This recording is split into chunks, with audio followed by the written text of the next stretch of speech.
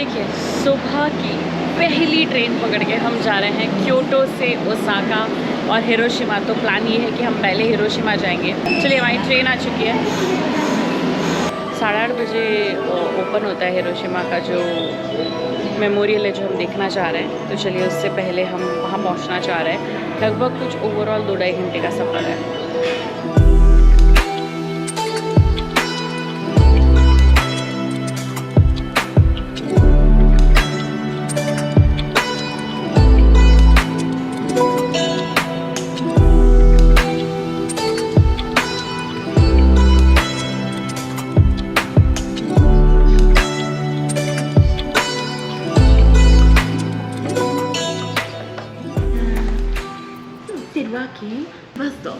Number 2. Number 2. Thank you so much. Where are you from? India. India. Thank you for coming. Itadakimasu. Arigato. Thank you.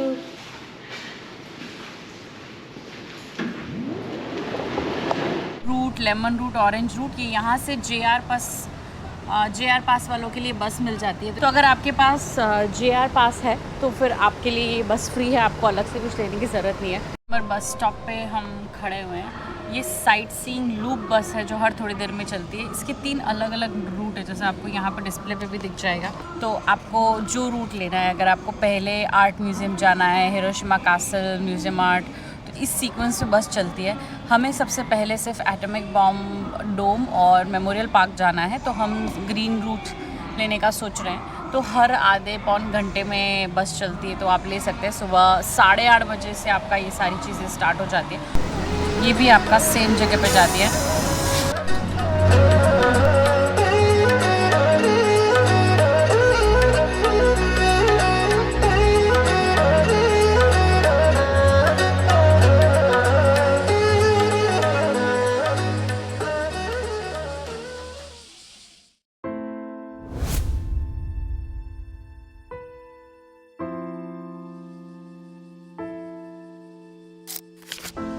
तो जब भी हम history की बात करते हैं, हम हमेशा ये पढ़ते हैं कि इंसान कैसे जंगलों से निकलकर सिविलाइज्ड हुआ। वो पूरी प्रोसेस, वो उन बड़े शहरों में जो वो पूरी प्रोसेस हुई, जैसे मेसोपोटामिया या फिर आपका इंडस वैली या फिर कंस्टेंटिनोपल इत्यादि।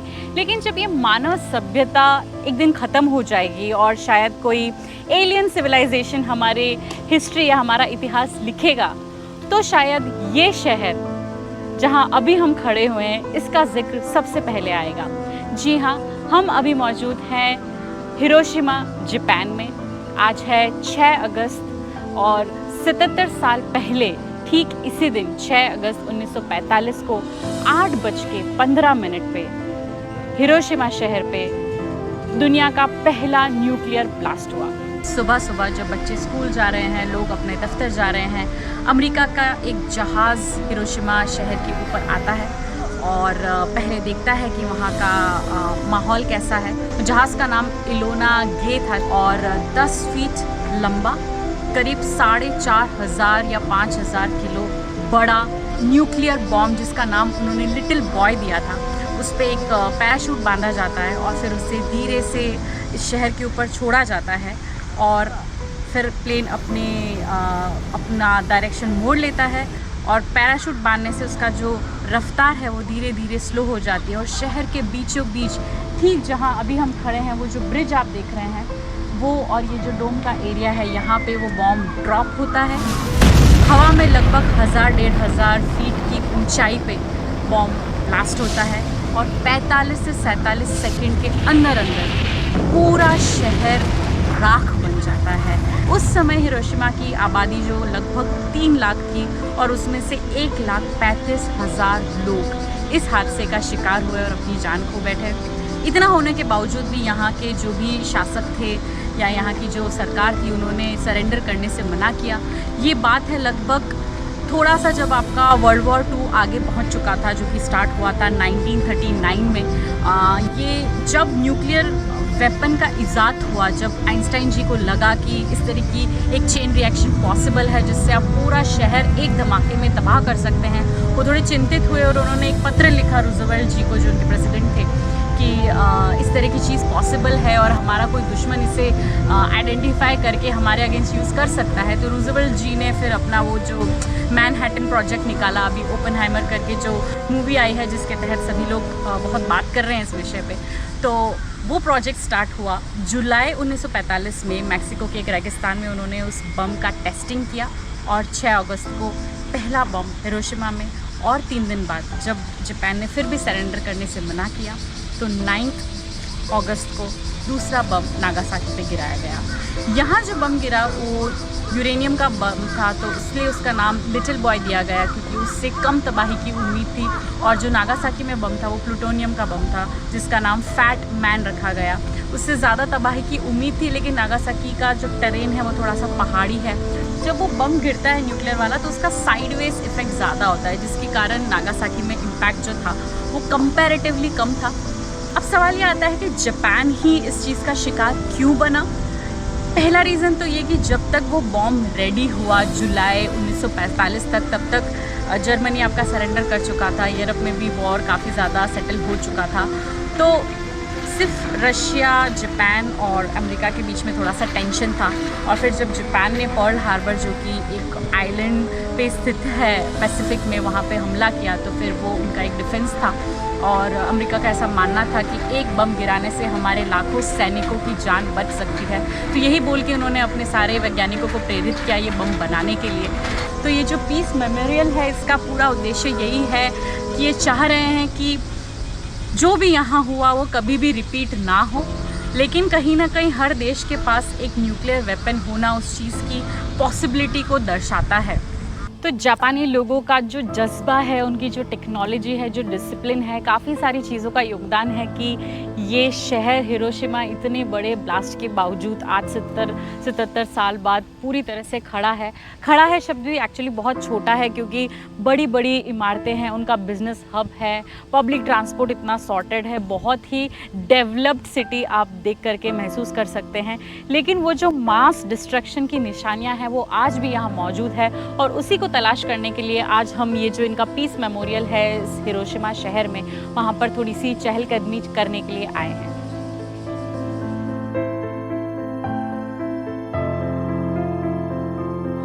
इस इमारत पे सबसे पहले बॉम्ब गिरा था और इस इमारत को उन्होंने इसी तरह से प्रिजर्व करके रखा है और कहा गया है कि ये एटॉमिक बॉम्ब डॉम है, मतलब जिसने इस इमारत ने उस अटैक को सर्वाइव किया है, और ये ऑल्सो एक शांति का प्रतीक है। तो जब आप वो एटॉमिक ब्लास्ट की तस्वीरें देखेंगे तो उसमें पाएंगे कि पूरा शहर जल के राख हो चुका है, सिर्फ एक ये इमारत है जो खड़ी हुई है।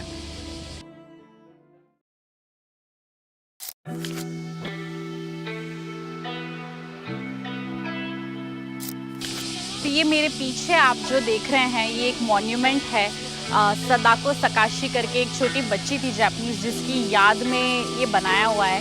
She was impacted by nuclear radiation. तो छोटी सी बच्ची ने एक मूवमेंट चलाया था, उनका ये संदेश था दुनिया को कि शांति बनाए रखें, और जो इम्पैक्ट है दुनिया में, जो इम्पैक्ट उन्होंने महसूस किया है ये न्यूक्लियर रेडिएशन की वजह से, वो किसी को ना हो। तो ये उनकी तरफ से एक पीस मैसेज है और उनकी याद में सारे स्कूल के बच्चों ने ये बनाया है। तो यहाँ पे बहुत सारे आप देखेंगे ऊपर वो सदाको सकाशी जी की छोटी सी मूर्ति जैसा बनाया हुआ है, और इस मॉन्यूमेंट को बनाने के लिए बहुत सारे स्कूल्स ने और बहुत सारे अलग अलग कंट्रीज़ ने डोनेशन दिया था। तो यहाँ पे छोटी छोटी ओरिगामी आप देख सकते हैं।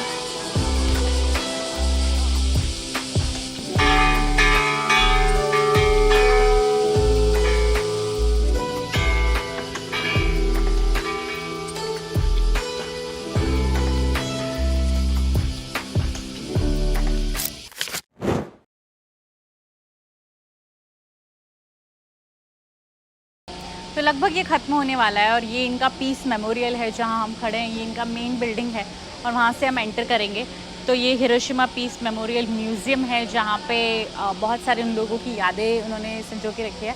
तो चलिए आपको म्यूज़ियम दिखाते हैं।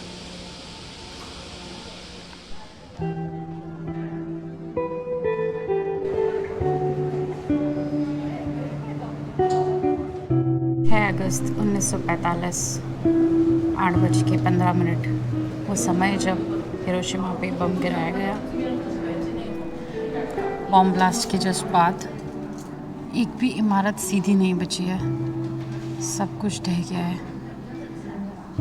और इतनी सब इमारतें जो कि ढह चुकी है, उसके बाद सिर्फ एक इमारत बची, वो है आपकी ये।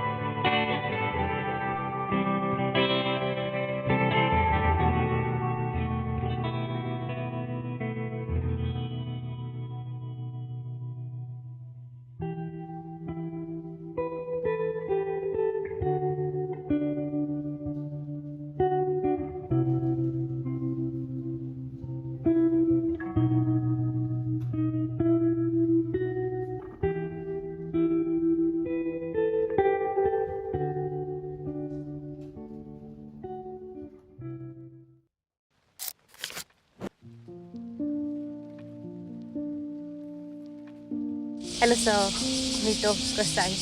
So we're making a short YouTube video for India. Just want to hear from you your experience, if you want to share anything. What happened to my family members? Yeah. My mother, former pregnant, entered the center of Shima. So I came back to our original house, where our house used to be for 300 years. So I was very secret because of weak immunity. But now they're healthy. I'm 77. My mother is alive, 105. Wow. Not alive. But my mother's father was too close and died 27 days later. First, purple spots appear because of strong radiation, and 27 later, mucous membrane in the stomach and intestine fizzled and died. I used to be a teacher of a senior school, Okay. and later I was a guide. But I could tell the important information everybody wants to know, not only at school, in the museum. That's why this is my open class or open library. We saw a book you compiled of all the questions. Can I have a look? And 4 languages. Oh, 4 languages. This is English. This is English. Wow. Yeah. Any message you want to give, because a lot of people will be seeing your videos. Peace never flows from it. Peace never flows from hate. The opposite things are happening all over the world, especially Ukraine or Russia. So just hoping that it never happens again and people look for more peace. Number ranking of the visitors, English. Wow. Higher rank. So many Indians visit? Oh, I thought I'm the only one. It was very nice to meet you. Thank you so much. तो ये थे मीतो कोसाई, और आपने देखा कि छठी country है most visited, जो लोग यहाँ आते हैं उसमें छठे नंबर पे हिंदुस्तान है। तो काफ़ी लोग आते हैं, तो मैं आशा करती हूँ कि ये व्लॉग देखने के बाद आप भी यहाँ आएंगे। तो अगर आपको वीडियो पसंद आए तो प्लीज़ इस वीडियो को लाइक कीजिए, अपने दोस्तों के साथ शेयर कीजिए, और अगर आप और इसी तरह के दिलचस्प वीडियोस देखना चाहते हैं देश दुनिया के अलग अलग हिस्सों से, तो इस चैनल को सब्सक्राइब करना ना भूलें।